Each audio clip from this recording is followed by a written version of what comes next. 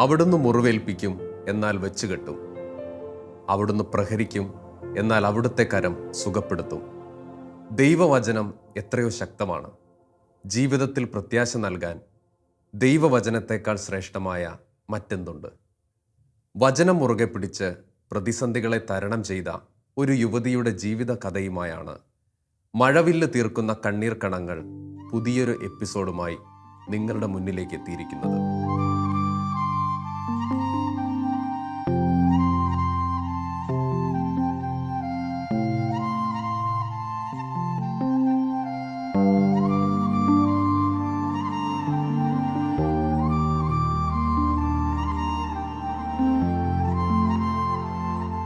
Mariyamma Joseph എന്ന ഷാനി ഏതൊരു പെണ്ണിനെ പോലെയും ജീവിതത്തെക്കുറിച്ച് വാനോളം സ്വപ്നങ്ങളുള്ള ഒരു യുവതി. പക്ഷെ ആ സ്വപ്നങ്ങൾക്ക് ഒരു ഉറക്കത്തിൻ്റെ ദൂരമേ ഉണ്ടായിരുന്നുള്ളൂ. വേദനകളും കഷ്ടതകളും ഒപ്പം സാമ്പത്തിക ബുദ്ധിമുട്ടുകളും ഒരുപോലെ വേട്ടയാടിയ സമയം. വിധിക്ക് മുന്നിൽ തളരാതെ നിന്ന ഷാനിക്കൊപ്പം ഭർത്താവും കൂടിയപ്പോൾ അവർ ഒരുമിച്ച് ജീവിത വിജയങ്ങൾ എത്തിപ്പിടിക്കാൻ തുടങ്ങി. അതിന് കൂട്ടായി മകനും ഭർത്താവിൻ്റെ അമ്മയും കൂടിയപ്പോൾ ആ കുടുംബം ദൈവത്തിന് മുന്നിൽ നന്ദി പറയാനും മറന്നില്ല.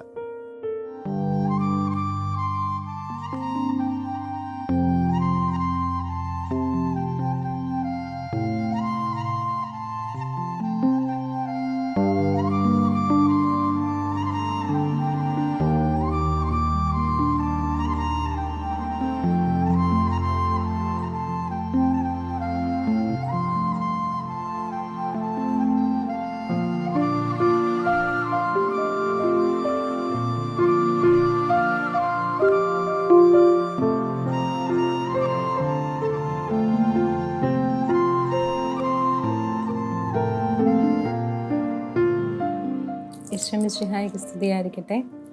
എൻ്റെ പേര് മറിയമ്മ ജോസഫ് എന്നാണ്. ഷാനി എന്നാണ് എല്ലാവരും വിളിക്കുന്നത്. എൻ്റെ സ്വന്തം വീട് ഇടുക്കി ജില്ലയിൽ കട്ടപ്പനയിലാണ്. എന്നെ വിവാഹം കഴിച്ച് അയച്ചിരിക്കുന്നത് കാഞ്ഞിരപ്പള്ളി രൂപതയിൽ അഞ്ചലിപ്പ ഇടവകയിലേക്ക്. കണിച്ചുകാട്ട് ബിജുവിൻ്റെ ഭാര്യയാണ്. ഭർത്താവ് ഒരു ഡ്രൈവറാണ്. ഒരു മോനുണ്ട് ഞങ്ങൾക്ക്. മോൻ്റെ പേര് ജോസഫ് എന്നാണ്. അവന് കാഞ്ഞിരപ്പള്ളി സ്കൂളിൽ 8ാം ക്ലാസ്സിൽ പഠിക്കുന്നു. ഇവിടെ ഇപ്പോൾ ഞാനും ഹസ്ബൻഡിൻ്റെ അമ്മച്ചിയും ഞങ്ങൾ 4 പേര് അടങ്ങുന്നതാണ് ഞങ്ങളുടെ കൊച്ചു കുടുംബം. എൻ്റെ പ്രൊഫഷന് നേഴ്സാണ്. ഞാൻ ജനറൽ നഴ്സിംഗ് പഠിച്ചതാണ്. കല്യാണം കഴിഞ്ഞ് ഒരു 6 വർഷക്കാലം ജോലി ചെയ്തായിരുന്നു വിദേശത്ത്. അതിനുശേഷം നാട്ടിൽ വന്നു. പിന്നെ ഞാൻ ഹൈദരാബാദിൽ ജോയിൻ ചെയ്തു 2020. അപ്പം ആ സമയത്ത് ഭർത്താവിൻ്റെ ചാച്ചന് ഒരു സ്ട്രോക്ക് വരികയും ഞാൻ എമർജൻസി ലീവിൽ അദ്ദേഹത്തെ കാണാൻ നാട്ടിൽ വന്നതാണ്. ആ സമയത്ത് ഇവിടെ ഞാൻ നിൽക്കേണ്ടി വന്നു. കുറച്ച് ലീവ് എക്സ്റ്റെൻഡ് ചെയ്ത് നിൽക്കേണ്ട ഒരു സാഹചര്യം ഉണ്ടായി. എൻ്റെ പേര് ബിജു. ഞാൻ ഷാനിയുടെ ഹസ്ബൻഡാണ്. ഞങ്ങൾ ഒരു 14 വർഷമായി ഞങ്ങളുടെ കല്യാണം കഴിഞ്ഞിട്ട്. ഞങ്ങൾക്കൊരു മോനുണ്ട്. അതുപോലെ കൊച്ചിന് ഒരു പനി വന്നപ്പോഴത്തേനും ആശുപത്രി കൊണ്ടുപോയി നേരത്തേനും പുള്ളിക്കാരത്തേക്ക് ഇങ്ങനെ ബ്രസ്റ്റിലൊരു വേദന വന്നിട്ടൊന്ന് ചെക്ക് ചെയ്യാമെന്നും പറഞ്ഞുകൊണ്ട് ചെക്ക് ചെയ്ത് കഴിഞ്ഞപ്പോഴാണ് ഇങ്ങനെ ഒരു ക്യാൻസറിൻ്റെ ഒരു ഇതാണെന്ന് അറിഞ്ഞത്. എൻ്റെ ചെസ്റ്റിലും ചെറിയൊരു തടുപ്പുണ്ടായിരുന്നു. അത് കാണിക്കാൻ വേണ്ടിയിട്ടാണ് ഞാൻ അവിടെ ഗൈനക്കോളജിയെ കാണിച്ചു. അപ്പം മാഡം എന്നോട് പറഞ്ഞു, ഇത് ഞാൻ എൻ്റെ ഡിപ്പാർട്ട്മെൻ്റ് അല്ല, സർജനെ കാണിക്കണം. അങ്ങനെ ഞാൻ സർജനെ കാണിച്ചു. ഡോക്ടറിനോട് അത് സ്കാൻ ചെയ്യാൻ പറയുകയും പിറ്റേ ദിവസം ഞങ്ങൾ പോയി സ്കാൻ ചെയ്തു. അതിൽ 2 സിസ്റ്റ് ഉണ്ടായിരുന്നു. പുള്ളിക്കാരൻ പറഞ്ഞു, ഇതിപ്പം ഇച്ചിരി അസ്വസ്ഥതപ്പെടുന്ന ഒരു അവസ്ഥയിലേക്കായിരിക്കുന്നത് കൊണ്ട് നമുക്കത് ഓപ്പറേഷൻ ചെയ്തെടുക്കണം എന്ന് പറഞ്ഞു. അങ്ങനെ അടുത്ത ദിവസങ്ങളിൽ തന്നെ ഞങ്ങളത് പോയി റിമൂവ് ചെയ്തു. 2 സിസ്റ്റ് ഉണ്ടായിരുന്നു. അതെടുത്തു. അതിനുശേഷം അത് പഴുപ്പ് കയറുന്നൊരു സാഹചര്യം ഉണ്ടായി. പിന്നെ ഓപ്പറേഷൻ ചെയ്തതിൻ്റെ ഒരു ബുദ്ധിമുട്ടാണെന്നാണ് മെഡിക്കൽ കോളേജിൽ, കോട്ടയം മെഡിക്കൽ കോളേജിലൊക്കെ പിന്നെ കാണിച്ചപ്പോൾ പറഞ്ഞത്.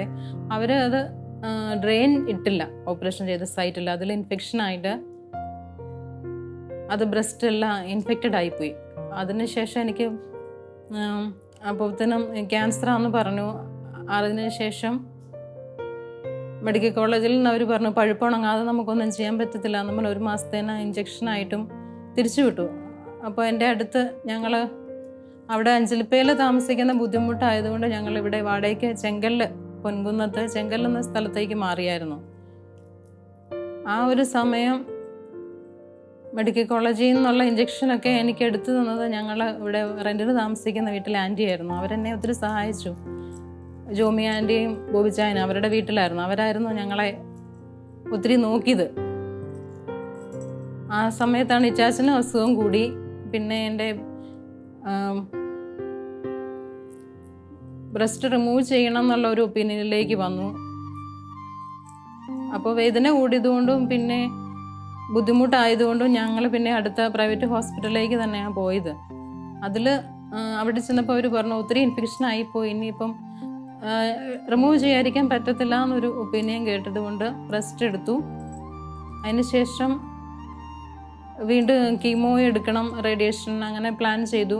കീമോയ്ക്ക് ഞങ്ങൾ തൊടുപുഴ ഡിസ്ട്രിക്ട് ഹോസ്പിറ്റലിലായിരുന്നു പോയത്. ആ സമയത്ത് ഭർത്താവിന് എൻ്റെ കാര്യം നോക്കണം, ഇച്ചാച്ചിൻ്റെ കാര്യം നോക്കണം, സാമ്പത്തികമായിട്ട് ഒത്തിരി ബുദ്ധിമുട്ടുന്നൊരവസ്ഥയിലേക്ക് വന്നു. എന്ത് ചെയ്യണം എന്നറിയാത്ത അവസ്ഥ. രോഗത്തിന് മുന്നിൽ മനസ്സുമെടുക്കാതെ തോൽക്കാതെ നിൽക്കുക എന്നതാണ് കാര്യം. എന്നാൽ ജീവിതം വഴിമുട്ടിയെന്ന് തോന്നുമ്പോൾ, വേദനയുടെ കയ്പുനീര് മാത്രം കുടിച്ചിറക്കുമ്പോൾ പതറാതെ നിൽക്കുക എന്ന് പറയുന്നത് വെല്ലുവിളിയാണ്. അവിടെ നാം ദൈവത്തിൽ ആശ്രയിക്കുന്നു. ഇവിടെയാണ് ഞാൻ ആദ്യം പറഞ്ഞ വചനത്തിൻ്റെ ശക്തി നമുക്ക് മനസ്സിലാക്കാൻ സാധിക്കുക. അതിൻ്റെ തെളിവായി ഷാനി പറയുന്നത് ഇങ്ങനെയാണ്: എനിക്ക് എന്ത് ചെയ്യണം എന്നറിയത്തില്ലായിരുന്നു. ആ സർജറിയുടെ സമയമൊക്കെ വന്നപ്പം എന്തു ചെയ്യണം എന്ന് അങ്ങനെ ആലോചിച്ചിരിക്കുമ്പോഴാണ് എൻ്റെ ഒരു ഫ്രണ്ടുണ്ട്, ഞങ്ങൾ ഒന്നിച്ച് നഴ്സിംഗ് പഠിച്ചായിരുന്നു. അപ്പോൾ പെട്ടെന്ന് ഇങ്ങനെ ഞാൻ എൻ്റെ മയക്കത്തിലാണ് അത് പറയണത്. അങ്ങനെ ബിൻസി എന്നാണ് അവളുടെ പേര്. അവളെ വിളിക്കണം എന്നൊരു തോന്നലുണ്ടായി. പെട്ടെന്ന് ഞാൻ എണീറ്റ് അവളെ തന്നെ, എനിക്ക് കോണ്ടാക്റ്റ് ഒന്നും ഇല്ലായിരുന്നു ആ ഒരു സമയത്ത് പുള്ളിക്കാരിയായിട്ട്. പിന്നെ ഞാൻ ഫേസ്ബുക്കിലൊക്കെ സെർച്ച് ചെയ്ത് ആളെ കണ്ടുപിടിച്ച് അവളെ കോണ്ടാക്ട് ചെയ്തപ്പം ഞാനിങ്ങനെ സംസാരിച്ചു, മീൻസ് ഞാനിങ്ങനെ ഒരു സാഹചര്യത്തിലാണ്, എന്ത് ചെയ്യണമെന്ന് എനിക്ക് അറിയത്തില്ല എന്ന് പറഞ്ഞപ്പം വിഷമിക്കണ്ട എന്നൊരു സപ്പോർട്ട് അവൾ പറഞ്ഞു. പിന്നെ അപ്പോഴും കൊറോണയുടെ ഒരു സമയമൊക്കെ സ്റ്റാർട്ടിങ് ആയിരുന്നു. ആ മോള് വർക്ക് ചെയ്യണ UK-യിലാണ്. അപ്പോൾ അവളൊക്കെ അവിടെ നിന്നും ഒന്നും ചെയ്യാൻ പറ്റത്തില്ലാത്തൊരു അവസ്ഥ. അവൾ ഞങ്ങളുടെ പിന്നെ ബാച്ച്മേറ്റിനെ എല്ലാം കോണ്ടാക്ട് ചെയ്തു. പിറ്റേ ദിവസം തന്നെ എൻ്റെ കൂടെ ഉണ്ടായിരുന്ന സിസ്റ്റർ ലിൻസ്, പുള്ളിക്കാരത്തി ഇവിടെ വന്ന് എന്നെ ആശ്വസിപ്പിച്ചു. അതിനുശേഷമാണ് എല്ലാ ബാച്ചിലുള്ള എല്ലാവരും ഇവിടെ എന്നെ സഹായിച്ചു. സർജറിയൊക്കെ കഴിഞ്ഞു. പിന്നെ എൻ്റെ മദർ ഹോസ്പിറ്റലിലെ ആരെയും മറക്കാൻ പറ്റത്തില്ല ഈ സമയം. ബ്രദർ പൈസും ബ്രദർ റൂയി, സിസ്റ്റർ ആൽഫി, അവരെല്ലാം ഇവിടെ വരികയും ഒരുപാട് സഹായവും പ്രാർത്ഥനയും എല്ലാം അവരുടെ ഉണ്ടായിരുന്നു. ആ സമയത്തൊക്കെ അമ്മച്ചി കൊണ്ട് പറ്റത്തില്ല, എന്ത് ചെയ്യണം എന്നറിയത്തില്ല. ഹസ്ബൻഡിന് പണിക്ക് പോകാൻ പറ്റത്തില്ല. ചാച്ചൻ ഒരു സൈഡിൽ, ഞാൻ വേറൊരു സൈഡിൽ. ഇപ്പോൾ അതൊക്കെ ഓർക്കുമ്പോൾ ഭയങ്കര ഞാനിതൊക്കെ സഹിച്ച് കടന്നു പോകുന്നോ, ദൈവം എന്നെ എത്ര ശക്തിപ്പെടുത്തിയോ എന്നങ്ങ് ഓർത്തു പോകും. കാരണം മോന് സ്കൂളില്ലെങ്കിൽ പോലും ഹസ്ബൻഡിൻ്റെ പണിക്ക് പോകണം, ചാച്ചനെ നോക്കണം, ആരെയൊക്കെ അമ്മച്ചി നോക്കുന്ന. ഞാൻ പറയും ഇതൊരു ഹോസ്പിറ്റലാണ്, ഹോം നേഴ്സ് പോലെ അമ്മ ഇവിടെ ജോലി ചെയ്തോളാം പറയും. പക്ഷെങ്കിൽ ഞാൻ ആ സമയത്ത് ഡ്രെയിനൊക്കെ ഇട്ടുകൊണ്ട് ഞാൻ എണീറ്റ് പോവും. വേറെ ആരുമില്ല. എണീറ്റ് പോയി അവന് ചായയൊക്കെ ഇട്ട് കൊടുക്കും, ദോശയൊക്കെ ഉണ്ടാക്കി കൊടുക്കും, എന്നിട്ട് തിരിച്ചു വന്ന് കിടക്കും. പിന്നെ കീമോ ഒക്കെ സ്റ്റാർട്ട് ചെയ്ത സമയത്തെ ആയപ്പോഴത്തേനും ഒത്തിരി ടയേർഡായി. ആദ്യം 17 കീമോ എടുക്കാനാണ് പറഞ്ഞത്. അതെടുത്തു. അതിൻ്റെ പകുതി ആയപ്പോഴത്തേനും അതിൻ്റെ റിയാക്ഷൻ വന്നു. വെയിന് വലത് കൈ ഇൻഫെക്റ്റഡ് ആയി. പിന്നെ അതവർ ഓപ്പൺ ചെയ്തു. എൻ്റെ ഒരു അറിവില്ലായ്മ ആയിരിക്കാം, അല്ലെങ്കിൽ ദൂരെ തൊടുപുഴ വരെ പോകാനുള്ള അത്യാവശ്യം അത്രയും ബുദ്ധിമുട്ടുണ്ടായിരിക്കും. ഞാനിവിടെ അടുത്തൊരു ഹോസ്പിറ്റലിൽ കാണിച്ചത് അവർ ഓപ്പൺ ചെയ്തു. അത് ചെയ്യേണ്ടായിരുന്നു. അതോടെ പഴുപ്പ് ശരീരം മൊത്തം കയറി ശ്വാസം മുട്ടലായി. വല്ലാത്തൊരു വിഷമം. പെട്ടെന്ന് അവിടുന്ന് തന്നെ എന്നെ അടുത്ത ഏറ്റവും നല്ല ഹോസ്പിറ്റലിലേക്ക് റെഫർ ചെയ്തു, സർജറിയുടെ സ്ഥലത്തേക്ക് തന്നെ. കാരണം ഒരുപാട് അസ്വസ്ഥത കൂടിപ്പോയി. അവിടെ ചെന്നപ്പോൾ തന്നെ അവർ പറഞ്ഞു ആളെ കിട്ടാൻ ബുദ്ധിമുട്ടാണ്, നമുക്ക് പ്രാർത്ഥിക്കാം എന്നുള്ളൊരു തീരുമാനത്തിലെത്തി. വെന്റിലേറ്ററിലാക്കി. ഒരു നേഴ്സാണ് എന്നത് ഷാനിക്ക് ഗുണവും അതുപോലെ തന്നെ ദോഷവുമായി. അത് ഈ രോഗത്തിൻ്റെ തീവ്രത എത്രമാത്രം എന്ന അവബോധമുണ്ടാകാൻ കാരണമായി. ഞരമ്പുകളിലൂടെ ശരീരം മുഴുവൻ വേദന പാഞ്ഞൊഴുകുന്ന അവസ്ഥ. മുടിയൊക്കെ കൊഴിഞ്ഞുപോയി. കീമോ കഴിയുമ്പോഴുള്ള നിലയ്ക്കാത്ത ഛർദി, വീടിനെക്കുറിച്ചുള്ള ചിന്ത, മകനെയും ഭർത്താവിനെയും കുറിച്ചുള്ള ആകുലത, പ്രിയപ്പെട്ടവരുടെ കണ്ണുനീരിൻ്റെ നനവുകൾ. ഷാനി ഇതെല്ലാം ദൈവത്തിൻ്റെ സ്നേഹമായി കണ്ടു, പരാതികൾ ഏതുമില്ലാതെ. അവിടെ കിടന്ന് ആ സമയത്തെല്ലാം ദൈവം ഒരുപാട് സപ്പോർട്ട് ചെയ്തു, സാമ്പത്തികമായിട്ട് തന്നെയാണെങ്കിൽ പോലും. കാരണം ഒത്തിരി ഞെരുങ്ങിപ്പോയി. കാരണം പുള്ളിക്കാരൻ തന്നെ വേണം എൻ്റെ കൂടെ നിൽക്കാൻ. വേറെ ആരുമില്ല, വേറെ ആരെയും ഹോസ്പിറ്റലിൽ കയറ്റുകയില്ല, കൊറോണ ഒരു സിറ്റുവേഷന്. ആരുമായിട്ടൊരു കോണ്ടാക്റ്റും ഇല്ലാതെ എങ്കിൽ പോലും എൻ്റെ ഫ്രണ്ട്സ് എല്ലാം ഹസ്ബൻഡുമായിട്ട് കോണ്ടാക്ട് ചെയ്യുന്നുണ്ടായിരുന്നു. അതിനുശേഷം എൻ്റെ PDC ബാച്ച്മേറ്റ് എല്ലാം അവരുമായിട്ട് ബന്ധപ്പെടാൻ പറ്റി.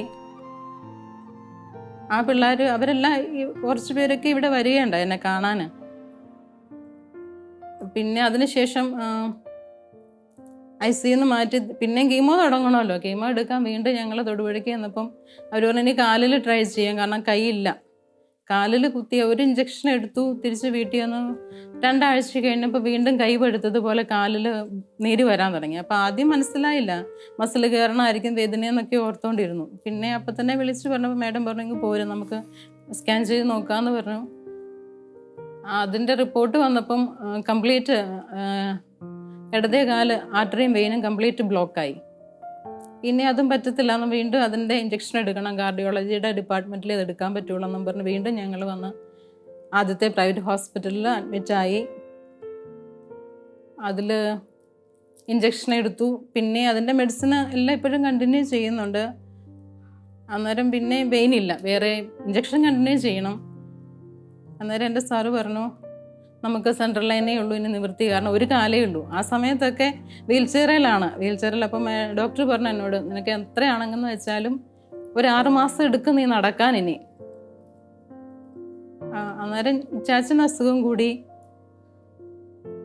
എന്നെ ട്രീറ്റ് ചെയ്യുന്ന തൊടുപുഴയിലെ ഡോക്ടർ പറഞ്ഞു 2 പേരും ഹൈ ഇൻഫെക്റ്റഡ് ആണ്, ഒരേ വീട്ടിൽ താമസിക്കുന്നതും ബുദ്ധിമുട്ട്. ഓൾറെഡി റെൻറ്റിനാ, പിന്നെ വേറൊരു റെൻറ്റ് ഹൗസും കൂടെ എടുക്കേണ്ടി വന്നു.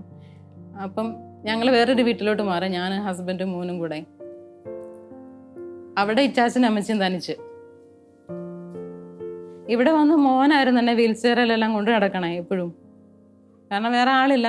ഹസ്ബൻഡ് ജോലിക്ക് പോകും, രാവിലെ ഫുഡെല്ലാം ഉണ്ടാക്കി വെച്ച് മേശയിൽ വെച്ചിട്ട് പോകും. ചായയും കാപ്പിയും ചോറും വൈകിട്ട് വരുന്നോടം വരെയുള്ള. അപ്പം മോനെല്ലാം എടുത്തു തരും.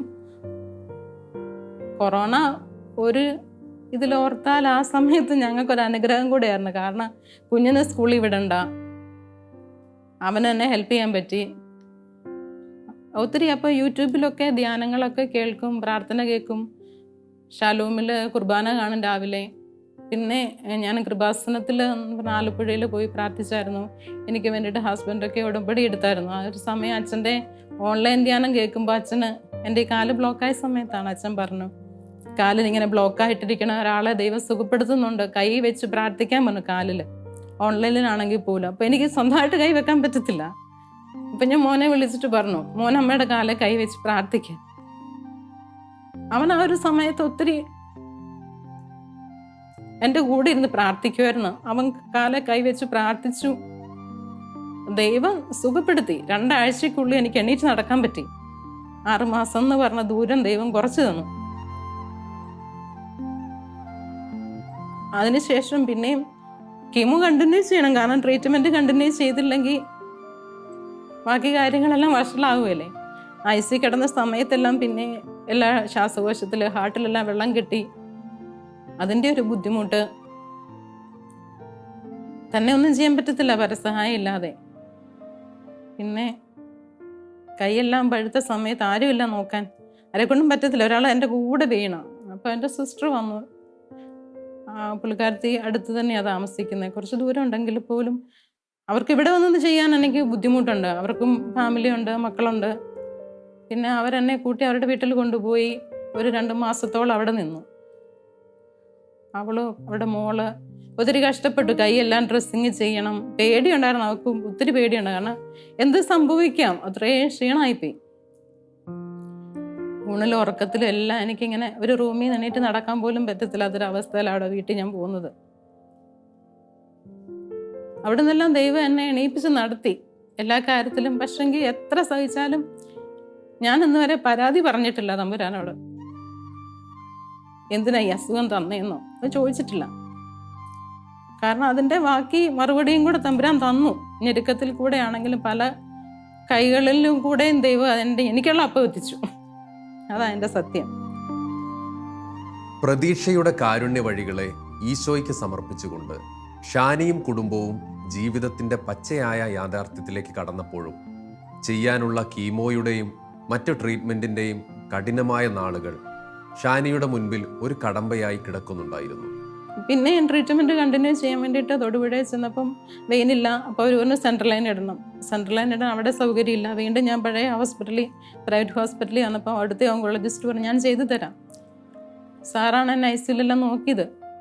പക്ഷേ നിനക്ക് ഒത്തിരി ബേർഡൻ ആവും, പൈസ ഇല്ലല്ലോ, ഞാനത് ഇട്ട് തരാം, ഒപ്പിയിൽ ഇട്ട് തരാം, നിനക്ക് വേദന സഹിക്കാൻ പറ്റുമോ എന്ന് ചോദിച്ചു. ഞാൻ പറഞ്ഞു എനിക്ക് സഹിക്കാൻ പറ്റുന്നതല്ലേ ഉള്ളൂ. പിന്നെ സാർ എനിക്ക് ഒ പി ബേസിൽ അത് ഇട്ട് തന്നു. ഈ വീട്ടിൽ തന്നെ പിന്നെ തിരിച്ചു വന്നു. അത് കഴിഞ്ഞ് പിന്നെ ഒരു 5 മാസത്തോളം സെൻട്രൽ ലൈനിലാണ് പിന്നെ ബാക്കി ഇഞ്ചക്ഷനൊക്കെ എടുത്തത്. അപ്പോഴും എണീറ്റ് നടക്കാൻ തുടങ്ങിയില്ലേ, പണികളൊക്കെ ചെയ്യണം, കുറച്ച് വാഷ് ചെയ്യാനും ഓരോന്നൊക്കെ കുഞ്ഞു കുഞ്ഞു പണികൾ ചെയ്യും. അതിൻ്റെ ഇടയ്ക്ക് സെൻട്രൽ ലൈൻ്റെ സ്റ്റിച്ചെല്ലാം പൊട്ടിപ്പോയി, വീണ്ടും പോയി സ്റ്റിച്ചിട്ടു. പിന്നെ ഓരോ പ്രാവശ്യവും അതിൽ ആഴ്ചയിൽ പോയി ക്ലീൻ ചെയ്യണമായിരുന്നു സെൻട്രൽ ലൈൻ. അതിലിങ്ങനെ ഫ്ലഷ് ചെയ്യണം, അല്ലെങ്കിൽ ക്ലോട്ടാവും. അതിൽ പോയിട്ട് തിരിച്ചു വരുമ്പം ഭയങ്കര പനിയാകും, അസ്വസ്ഥതയാകും. എനിക്ക് എന്താ സംഭവിക്കേണ്ടതെന്ന് അറിയാം. ഇവിടെ ഉള്ളവർക്കെല്ലാം പെട്ടെന്ന് പേടിയാവും, ശ്വാസം നിന്ന് പോകുന്നൊരവസ്ഥ വരും, ഹൈ ഫീവറാകും. പിന്നെ എനിക്ക് സംസാരിക്കാൻ പറ്റത്തില്ല. 1-2 ദിവസം അങ്ങനെ കിടക്കും, വയറെല്ലാം വീർത്ത്. അപ്പോൾ ആൾക്കാരെല്ലാം വരും, വീട്ടിലോട്ടെല്ലാം വിളിച്ച് പറയും അസുഖത്തിന് കൂടിപ്പോയി. പക്ഷെ അങ്ങനെ ഒരു സമയത്താണ് ഞാനൊരു വെളുപ്പിന് മാതാവ് എൻ്റെ മുറി വന്ന് നിൽക്കുന്ന സ്വപ്നം കണ്ടു. സ്വപ്നമല്ല, അത് ശരിക്കും വന്നത് തന്നെയാണ്. അതിന് ശേഷമാണ് ഇങ്ങനെ ഒരു അസ്വസ്ഥത, ശ്വാസം മുട്ടലും ബുദ്ധിമുട്ടൊന്നും ഉണ്ടാവാതെ ഇഞ്ചക്ഷനെല്ലാം എടുക്കാൻ പറ്റി. പിന്നെ അതിനുശേഷം റേഡിയേഷൻ 17 എടുത്തു. അത് ഞങ്ങൾ വേറൊരു ചേർത്തലൊരു ഹോസ്പിറ്റലിൽ പോയി എടുത്തു. അവിടെ എടുത്തു. പിന്നെ കീമോ എടുക്കണം എന്ന് പറഞ്ഞു. കാരണം നമുക്ക് അസുഖം വന്നപ്പോൾ ഇച്ചിരി ഏതവസ്ഥയിലായിരുന്നു നമുക്ക് പ്രതീക്ഷിക്കാൻ പറ്റാത്തൊരിതായിരുന്നു. ലങ്സിലേക്ക്, ബ്രെയിനെല്ലാം സ്പ്രെഡായിരുന്നു. അതിൻ്റെ ഒരു ബുദ്ധിമുട്ടൊക്കെ വന്നത് കൊണ്ട് തന്നെ വീണ്ടും കീമോ എടുക്കണം എന്ന് പറഞ്ഞു. അത് 17 പിന്നെ എടുത്തു. അങ്ങനെ കോഴ്സെല്ലാം കംപ്ലീറ്റ് ചെയ്തു. എങ്കിൽ അതിൻ്റെ കീമോയുടെ റിയാക്ഷന്, റേഡിയേഷൻ്റെ റിയാക്ഷന്, ലങ്സ് പിന്നെയും പകുതി ഫൈബ്രോട്ടിക് ആയിപ്പോയി. അതിൽ നിന്ന് പിന്നെ ശ്വാസം മുട്ടലായി. ഇപ്പോഴും അതിൻ്റെ എല്ലാ അസ്വസ്ഥതയും മെഡിസിനും എല്ലാം കഴിക്കണം. എങ്കിൽ പോലും ദൈവം എല്ലായിടത്തും ഇപ്പോഴും എൻ്റെ കൂടെ ഉണ്ട്, ഈ വീട്ടിലുണ്ട്. ഞങ്ങളെല്ലാവർക്കും സപ്പോർട്ടായിട്ട്. ഇച്ചാച്ചന് ഒരു വർഷം കഴിഞ്ഞ് ഇച്ചാച്ചൻ മരിച്ചുപോയി. അപ്പം ഞാനും അമ്മച്ചിയും മോനും തന്നെ ഉള്ളു വീട്ടിൽ. ഹസ്ബൻഡ് പണിക്ക് പോയി. ആ സമയത്തൊക്കെ ഞാൻ എണീറ്റ് വന്നിട്ട് അമ്മച്ചിയോട് പറഞ്ഞു ഈശോമറിയം ചൊല്ലിക്കൊടുക്കുക, ഇച്ചാച്ചന് വെള്ളം കൊടുക്കുക, നമുക്കതേ ചെയ്യാൻ പറ്റുള്ളൂ ഇനിയെന്ന് പറഞ്ഞ് ഇച്ചാച്ചനെ ഈശോമറിയം ചൊല്ലിക്കൊടുത്ത് എല്ലാവരെയും വിളിച്ചു. അതെല്ലാം എനിക്ക് ചെയ്യാൻ പറ്റി. ധൈര്യത്തോടെ നിന്ന് എല്ലാവർക്കും ധൈര്യം കൊടുക്കാൻ പറ്റി. ഇപ്പോഴും ഞാൻ എൻ്റെ രോഗാവസ്ഥ മറന്നിട്ടാണ് എല്ലാവർക്കും വേണ്ടിയിട്ട് ഓടും. ഞാൻ എന്നെ മറന്നങ്ങ് പോവുക ചില സമയം. അതൊക്കെ എനിക്ക് ദൈവം തരുന്നൊരു ശക്തിയാണ്. മാതാവ് എൻ്റെ കൂടെ ഉണ്ട്.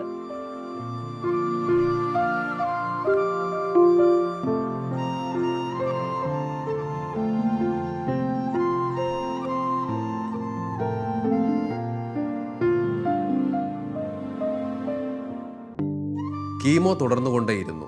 വേദനയും ഒപ്പമുണ്ടായിരുന്നു. എത്രയോ രാത്രികളും പകലുകളും ഷാനി ഉറങ്ങാതെ തള്ളി നീക്കി. ഷാനിയുടെ ജീവിതത്തിൽ ദൈവസ്നേഹം എത്രത്തോളം തീവ്രമായിരുന്നോ അത്രത്തോളം തന്നെ കഠിനമായിരുന്നു വേദനയുടെ ആ രാവുകളും പകലുകളും.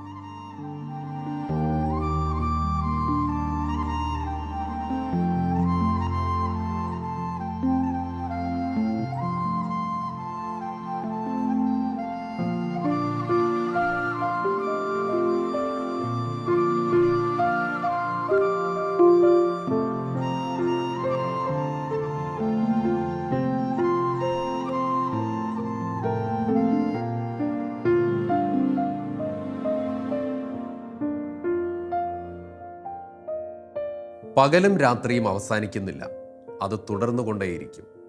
അതുപോലെ ഷാനിയുടെ ജീവിതവും ഇവിടെ തീരുന്നില്ല. ജീവിത വിജയത്തിൻ്റെ നേർസാക്ഷ്യമായ ഷാനിയുടെ ജീവിതത്തിൻ്റെ മറുവശം അടുത്ത അധ്യായത്തിൽ കാണുന്നതുവരെ എല്ലാവർക്കും ദൈവാനുഗ്രഹങ്ങൾ നേരുന്നു.